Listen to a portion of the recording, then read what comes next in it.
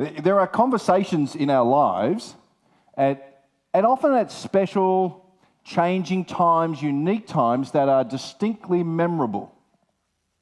Conversations where we can recall in detail not just what's said, but also probably where we were, what we were wearing, what was the content of the conversation, how we felt. We remember those times that are kind of the most significant times of life, the most important people and things like that in our life, whether it's a romantic relationship, family, the best of friends. We also remember them in big moments of life, like times of change, significant conversations when that happens. And when I was a much younger pastor, Narelle, my wife and I, we moved to Sydney to take up a role. And I can distinctly remember the first one-on-one conversation I had with the senior pastor of the church. We met in his office in the house in which he lived. And I can picture myself sitting still now, right now. I could close my eyes and picture myself on the office chair that I was sitting in. My colleague, Ollie, he was sitting at his desk. I can close my eyes, I can see the bookshelves around his office, the impressive tomes that conveyed seriousness, experience and authority. I can recall what we spoke about. It had been the first church service that I'd been the previous day, and I had preached the previous night. Ollie had said to me, he said, a lot of gravy, not much potato. I can remember us speaking about hopes and expectations. I remember listening attentively.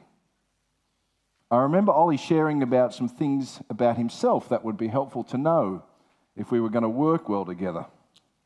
Andrew, he looked me in the eye, Andrew. He said, if you want to come to me at one stage, he said in our conversation, and talk about a need, about how you're feeling about something, it would be very helpful if you could explain it clearly in the first 60 seconds.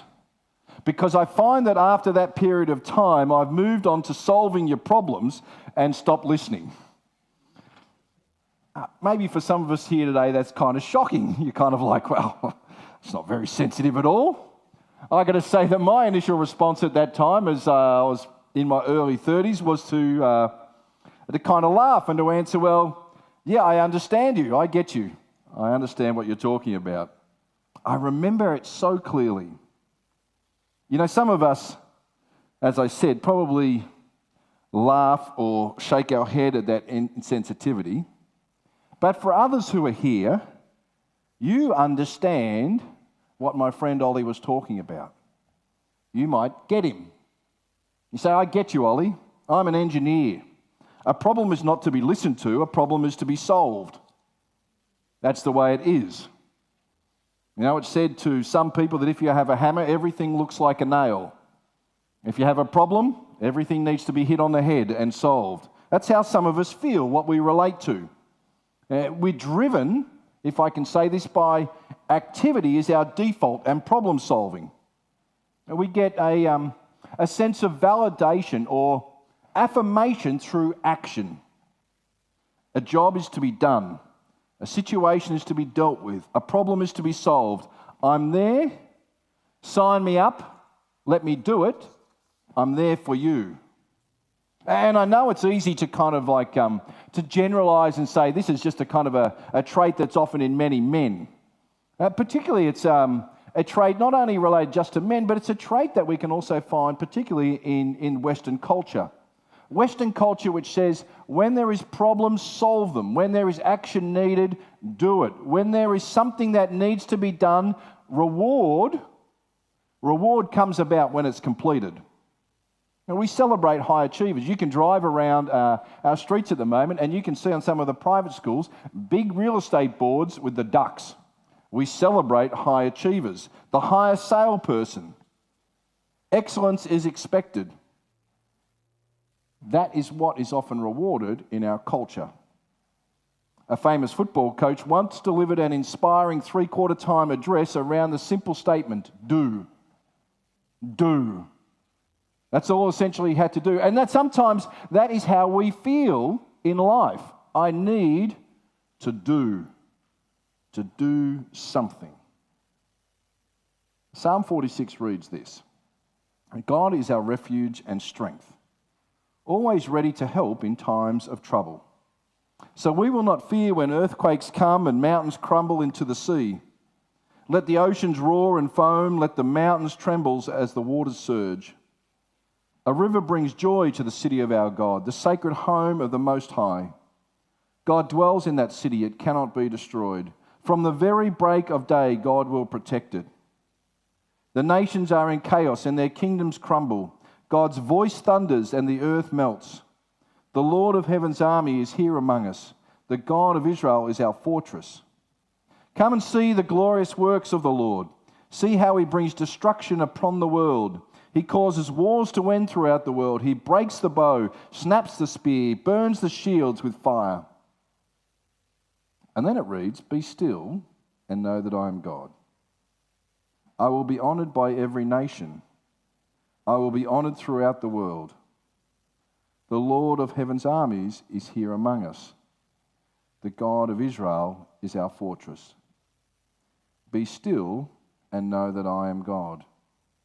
If you're reading that in a Bible this morning, you will see there's an exclamation mark at the end of that particular line. I don't understand why there is an exclamation mark. Be still does not normally require exclamations. It should be followed by a pause. It's not really a command, is it? More like a gentle exhortation. You don't normally say, be still, do you? It's more, be still and know that I am God. At least that's how I would read it if I was reading it for myself. Be still, Andrew, and know that I am God. The problem is that that's not really what the text is saying. That's the problem. Maybe you, maybe we have made the 21st century mistake of reading the Bible and putting ourselves front and centre in the midst of every page, thinking it's always addressed to me, but that's actually not what it's saying. I hate to tell you today. Psalm 46 verse 1 says, God is our refuge and strength, always ready to help in times of trouble. You see, this psalm is a psalm about trouble, times of trouble.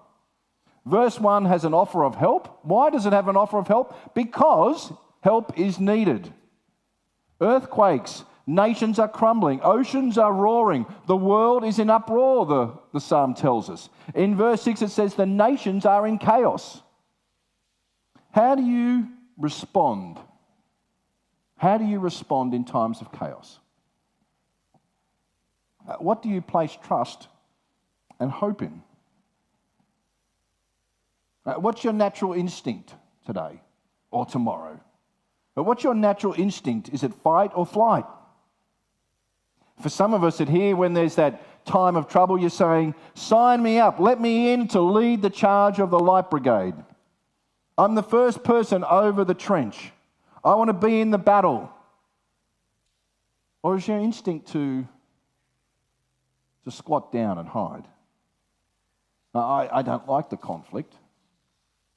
I want peace at any price. Well, this psalm reminds us of what is the correct response in times of trouble or chaos. Neither of the fight or flight ones is the right answer. You see, that action that's required is not fight or flight, to be ruled by fear, or to trust in my own strength and vigour and power and control over the future.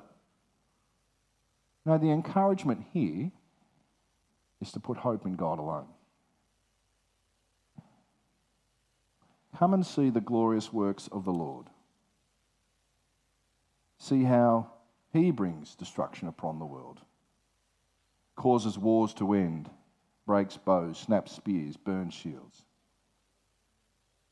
He makes wars cease. This is not me fighting or me flighting. This is me trusting in a sovereign God. God's voice is heard when we hear the God of conquering the noise of the world. In this context of this psalm, it's not a gentle persuasion, but a world that's devastated and terribly disarmed. This is not, in a sense, talking about physical fighting. This is about God defeating the powers of this world, powers that are aimed against him. And when that battle, in a sense, takes place, there is one final rebuke to this restless, warring world, and that is verse 10, that is not addressed, in a sense, individually to us, but to the world. It says, "Be still." It's saying the world which is at war, the world which is fighting, in a sense, against God, is told, "Be still and know that I am God." Be quiet. Leave off. These are different ways that you could translate that word. It's not about us. It's a message to the world to be still, to see and know God's glory. You see, it recognizes that God truly is God.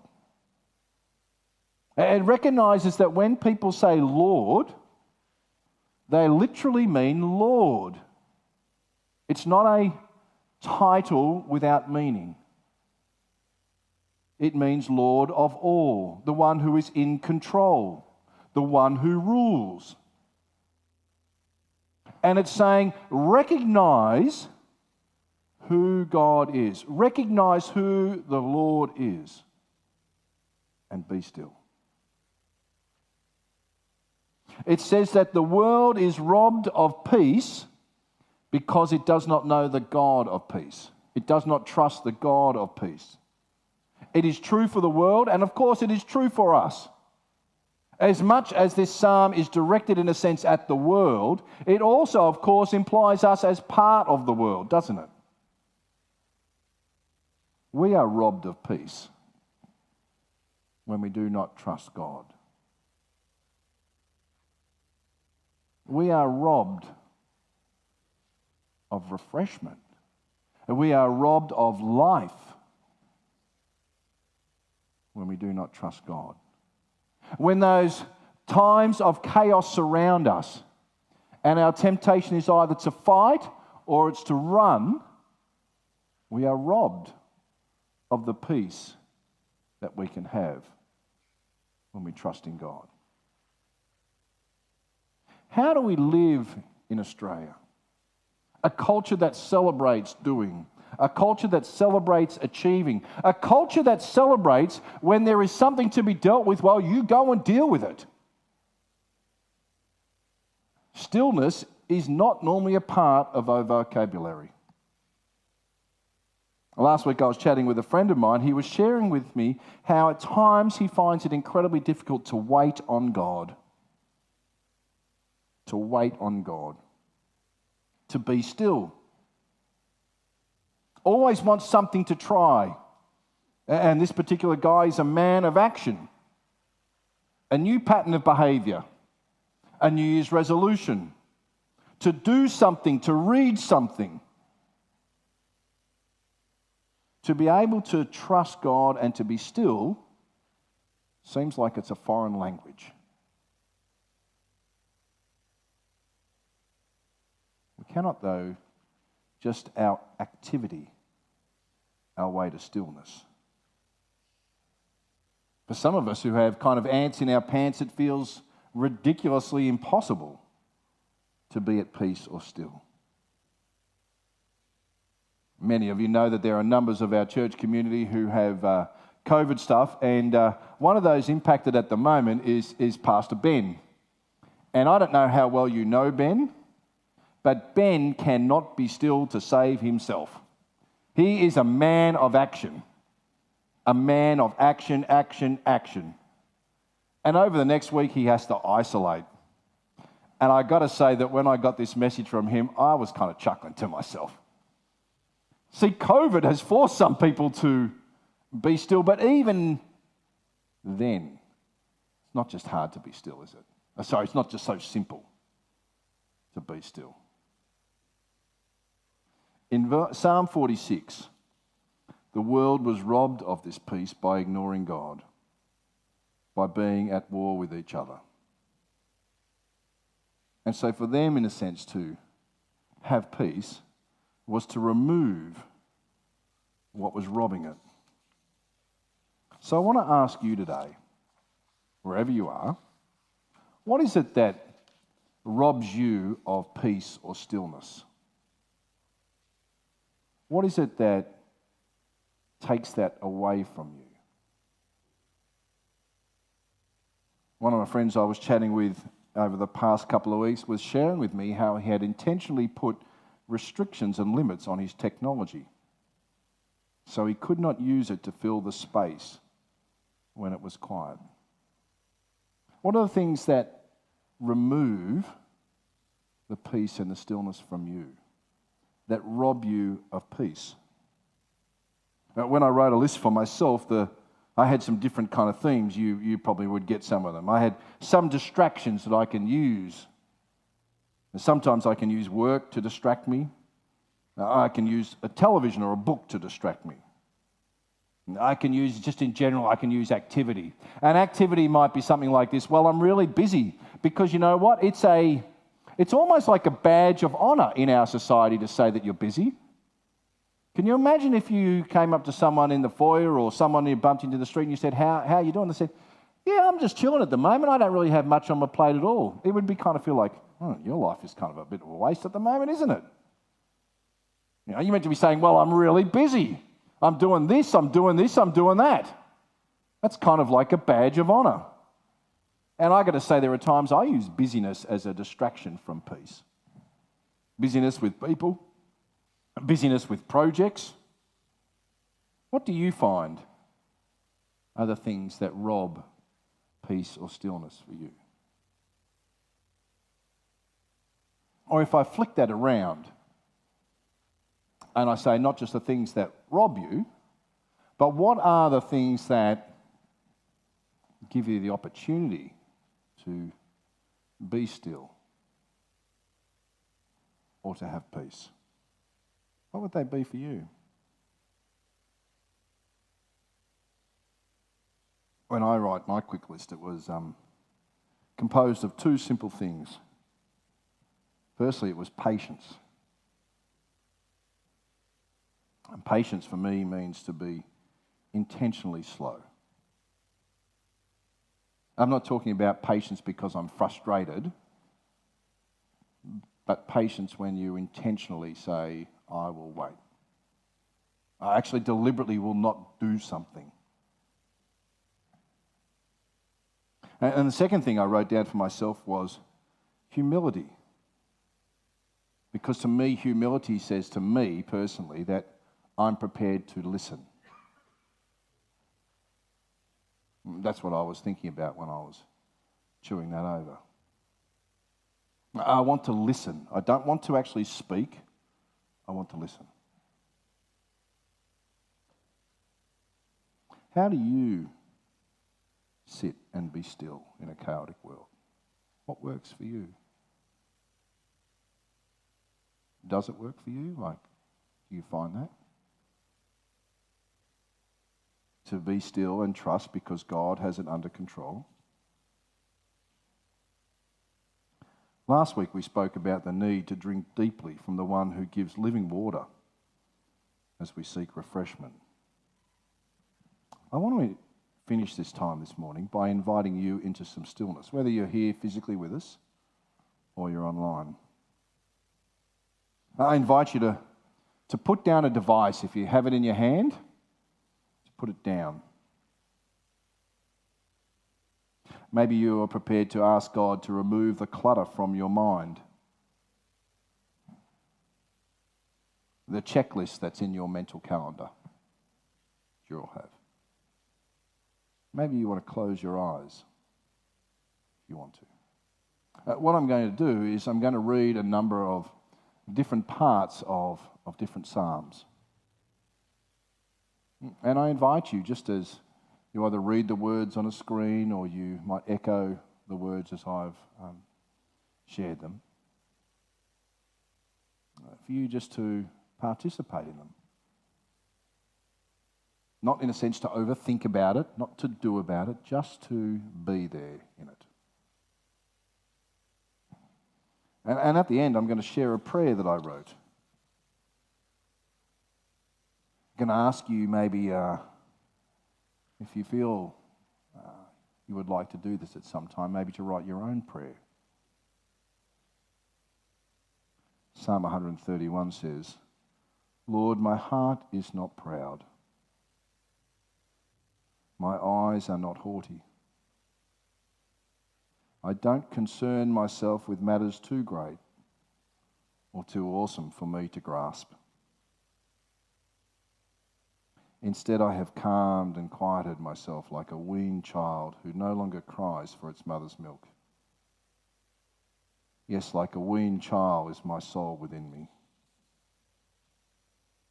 O Israel, put your hope in the Lord now and always."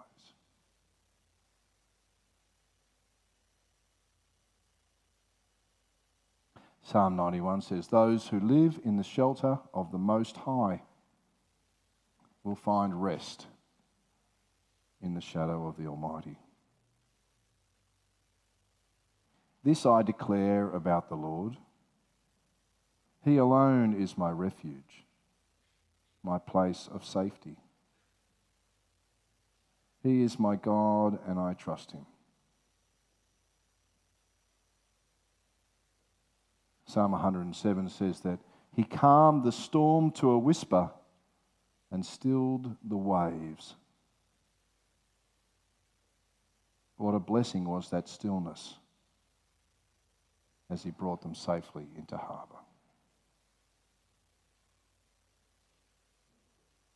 In Psalm 65 it reads, "You faithfully answer our prayers with awesome deeds, O God, our Saviour. You are the hope of everyone on earth, even those who sail on distant seas. You formed the mountains by your power and armed yourself with mighty strength. You quieted the raging oceans with their pounding waves and silenced the shouting of the nations."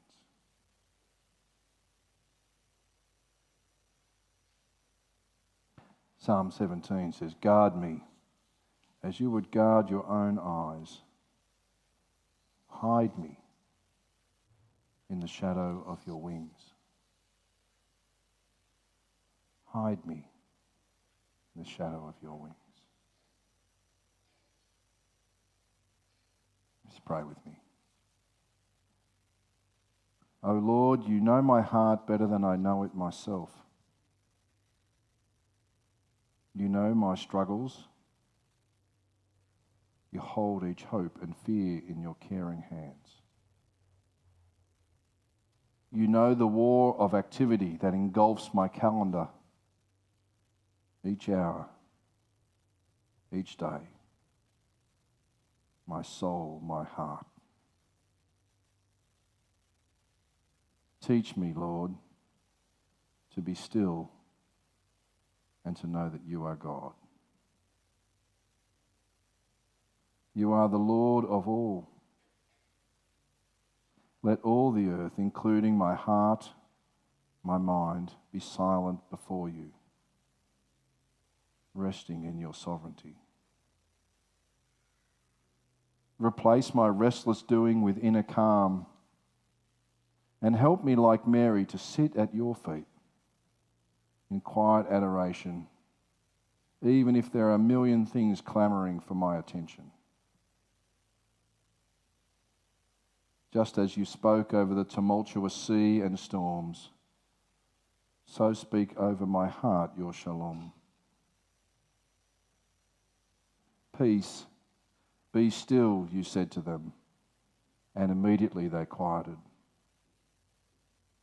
Teach my heart to cease striving and to know, to have an intimate and deep, personal, first-hand experience that you are God. Help me cultivate a quiet heart. Help me find quietness and happiness in intimate communion with you. For you will be exalted over all the earth. You are Lord. Help me rest in that peace.